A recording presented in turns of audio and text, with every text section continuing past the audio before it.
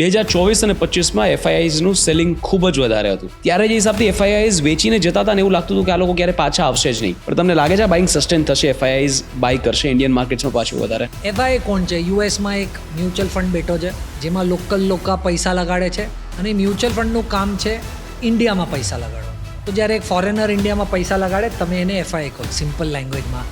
એ global player પાસે multiple option છે.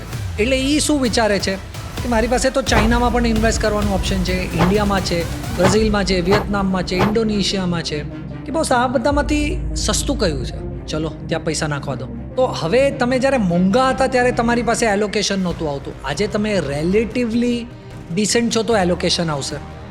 Second, પછી વિચારે છે કે બોસ હું ત્યાં પૈસા નાખીશ અને હું તો ડોલરમાં પૈસા નાખો ને મને તો રિટર્ન ડોલરમાં જોઈએ છે.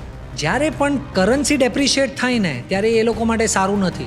તમે સમજો, $1.90 હતા, ફોરેનરે પૈસા લગાડ્યા, એમાં એને 10% રિટર્ન આવ્યું, ઠીક છે. પણ અગર તમારું ડોલર $1.90ની જગ્યા પર $1.99 થઈ ગયું તો શું થશે?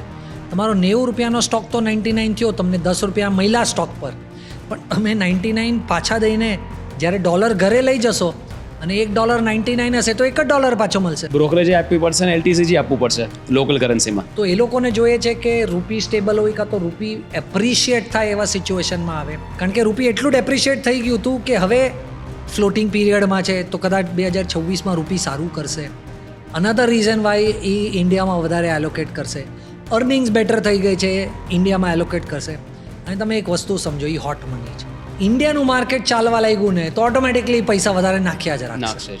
કારણ કે એ લોકો મોમેન્ટમમાં પૈસા લગાડે છે. ઇન્ડિયાનું ઇન્ફ્લેશન સ્ટેબલ છે, should I invest? Answer is yes. Interest rate stable છે, should I invest? Answer is yes. Currency depreciate probable છે કે 2026માં નહીં થાય, should I invest? Answer is yes. Q3ના અર્નિંગ્સ સુપર આવ્યા જેવી રીતે મેં તમને કીધું, should I invest? Answer is yes.